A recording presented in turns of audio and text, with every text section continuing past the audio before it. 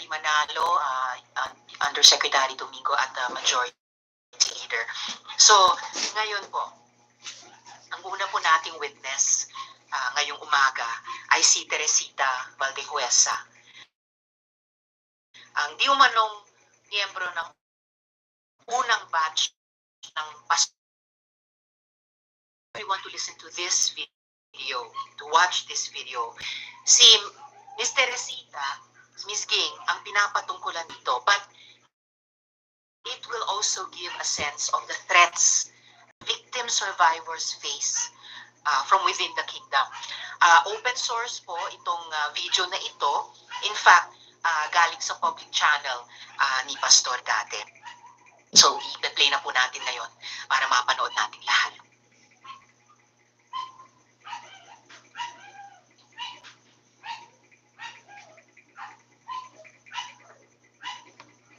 She contacted someone named Teresita Valdehuesa, who was a former worker here in the kingdom, who committed fornication with many ministers and men. That is why she was supposed to be disciplined, but she went out. This Alina Ostapchenko is saying things against me, and we were able to do record every bit of what she said. Listen to her voice. Everything that you have said to Teresita Valdehuesa, who is a former worker here, who also backslid because of some lapses in immorality, will give you a sample of her voice that was recorded. Go. I'm fine, dear. I remember you, Bayo. I'm so glad that I'm already out of the kingdom, and it's a miracle that how I exit from there, because the time kasi I was so fanatic before, but when time passed, I realized many things I can also share with you if you like. He asked me if I'm ready to dedicate my life. I said yes, because I don't know, for me, I was thinking dedicate to God, so I never think about other stuff. And suddenly, he was on me already, and he was trying to pull my pants already off. And then things started to happen, and I understand that, oh my goodness, it's like I have to switch off my mind. I will not question, I will not ask if it's Father's will in my mind. That time, I will just not try not to feel anything like that. And because I was shocked when it was happening in the room. You have to prove that in court, because this is an international ministry and I have an international reputation. You will be sued by the kingdom in all places that you've called. We will not let this pass. Teresita Valdehuesa will be part of this. Coxside charges na. Lawyers, and defend yourself. We have lawyers all over the world. Wherever there is a kingdom, we have a general counsel in the name of Attorney Michael Green. In America, we have 18 lawyers who are observing all the happenings in the kingdom. We have financial consultants. We have lawyers who will defend the kingdom wherever it is being attacked. For the record po, yung pastoral na binanggit dito, si Ms. Alina, she gave her consent also to the playing of this video in this hearing. So, Ms. Teresita, meron po kayong testimony ng hinanda. Pwede na pong basahin. You have the floor. Good morning po, Madam Chair, Honorable Senator Risa Hontiveros, and to Honorable Senator Francisco Tolentino, and to all the members of this august body. Coxside charges na. To share the truth that has been silenced for 3 decades because of great fear, and this is also on behalf of the many victims who have suffered in silence just like I have. I believe my testimony reflects their pain, struggles, and resilience. While I understand that this is aimed to aid in legislation, I am also grateful to be given this opportunity to inform those who still believe that Apollo Qiuboloy has been innocent of the crimes he is accused of, because he has never been. At the age of 17, I became a member of the church led by this man, Apollo Qiuboloy, in 1918. I was a freshman student. I was eager and active in the community, even spending a significant portion of my college years living at the parsonage where he resided. In 1988, I made the difficult decision of my life to dedicate this to his ministry, driven by the belief that true fulfillment and salvation lay in serving God fully. This choice meant leaving behind my family, my career, and the person I once was. Despite the resistance of family and friends, I pursued my conviction. I joined a pioneering group that struggled to meet basic needs, but my desire to serve God fueled my persistence. Over time, I gained his trust and became a respected worker within the ministry. As the ministry grew, so did our blessings. We experienced answered prayers and expanding membership, which deepened our commitment to serving God. Apollo C.Quiboloy, whom I revered, was considered as God anointed, and his words held absolute authority. I respected him deeply, viewing him as truly the man of God. From the moment I dedicated my life to the ministry until 1993, I experienced a profound spiritual awakenings. I felt forgiven, my love for God deepened, and I was proud to serve alongside a man I believed to be holy.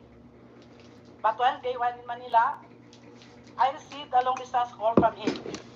He informed me that he had received a divine revelation intended for me and instructed me to travel to Cebu, where he would share this important message.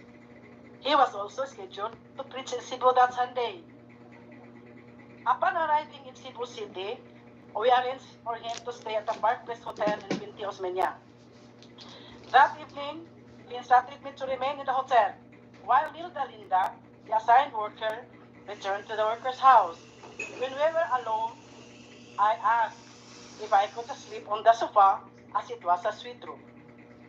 Instead, he insisted that I would sleep beside him and even said in Bisaya, compatible kita king kaya parehas mo ng color atong suot.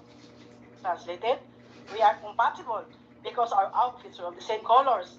I was wearing red pajamas with white dots, while he was dressed in a red t-shirt and white white pants coincidentally. His words made me feel uneasy and quite nervous, and I saw a different personality in him. But I was quick to dismiss that unusual feeling. And because I had previously witnessed Ingrid Canada or ICC, Teresita Dandan, TTD, and Relina Salinas slept in his room alternately, it led me to believe that it was just normal and harmless. Moreover, we had been conditioned to suppress any negative thoughts about him. We were warned that any suspicion on him would reflect our own personality, using the words found in 1 Timothy chapter 1, verse 15, I quote, "To the pure, all things are pure. But to those who are corrupted and do not believe, nothing is pure. In fact, both their minds and consciences are corrupted," unquote. And in those days, absolute obedience was a must. We needed to have an unquestioned loyalty and reverence toward him. Sleeping beside a man I believed to be chosen by God was for me then a great privilege, an opportunity for a sinner like me. But what followed shattered my sense of faith and trust. Without a word, after turning off the light, he embraced me, undressed me, and violated me with his lustful act, and left me in shock and speechless. He then said, "This is the fulfillment of God's revelation." He explained that God had revealed to him that I was to partake in God's life through him by surrendering my body, soul, and spirit. He also mentioned that other girls would go through him in a similar manner. His words were strange, but I was too shocked to respond.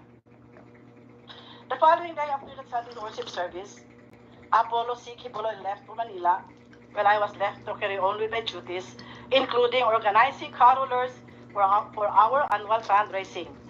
Confusion consumed me.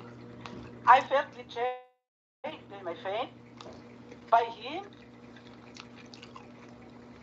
even perhaps by myself, I began questioning whether what had happened was indeed God's will or simply a gross abuse of power.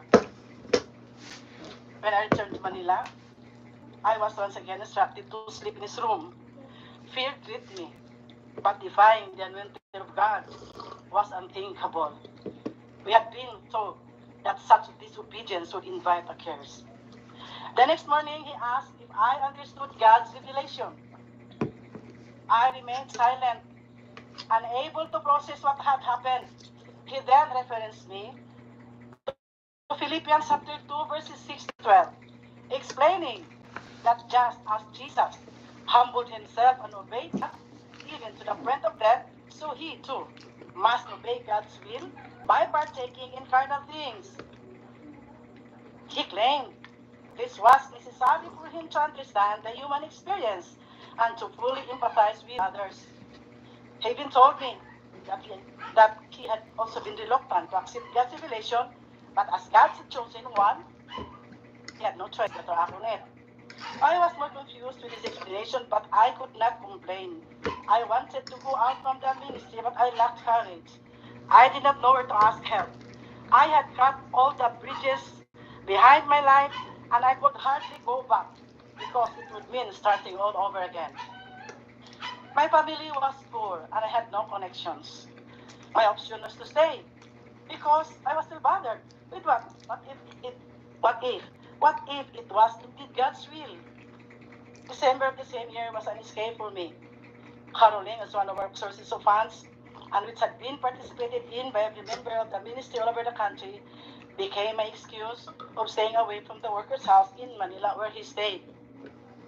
In January 1994, I was in his room with Ingrid Canada, the international coordinator of the church, President Dan, the national administrator for the church in the Philippines, and Felina Salinas, his personal assistant. During that... Miss Teresita, before you continue po, yung nabanggit nyo ng 2 beses, Ingrid Canada, nandito po ba siya sa harapan ninyo? Yes, katabi po siya ni Mr. Qiuboloy. Sila po, yung nagtaas ng kamay. Alright, salamat po. Please proceed, Miss Teresita. During that meeting, he informed the girls that I would be included in the inner circle. Right there and then, I realized that these women had likely endured similar experiences. Without any words, we shared a mutual understanding. None of us dared speak about what had happened to us. In February 1994, I was sent to Hong Kong, still carrying all the confusions and emotional turmoil. Despite this, I continued to pretend that everything was fine. When one of our musicians, JC Pangilinan, was scheduled to return to the Philippines, I seized the opportunity to send a personal letter to ACQ. In that letter, I poured out my feelings, openly expressing my emotional distress. I was honest about how deeply shocked I was to learn of his life beyond the pulpit. The man I had revered as a holy figure was in reality an ordinary mortal, one who had exploited my genuine commitment and dedication to God. My faith wavered, and everything I had once believed was shattered. I prepared myself for a harsh response, expecting a violent reaction from him. To my surprise, there was none. Instead, I was sent back here. Upon my return, I was even more surprised to learn that I had been promoted. I was appointed National Crusade Coordinator, National Logistics Coordinator, and Luzon Area Administrator all at once. This was a sudden and significant promotion from my previous role. By God's grace, I excelled in all my assigned tasks. Despite this, fear gripped me. Every time Apollo C.Quiboloy would come to Manila, my only relief was when one of the girls would accompany him, giving me an excuse not to sleep with him. I kept myself busy, visiting satellite churches to distract my confusion and agony. One day, ICC confronted me saying, ACQ sensed my distance. I made my work an excuse. February 15, 1998, ACQ used me again. It was always out of fear that I obeyed. A fear mixed with anxiety that he might knew how I pretended to be extremely grateful that he allowed me to be a part of his physical life, because in all honesty and God truly knew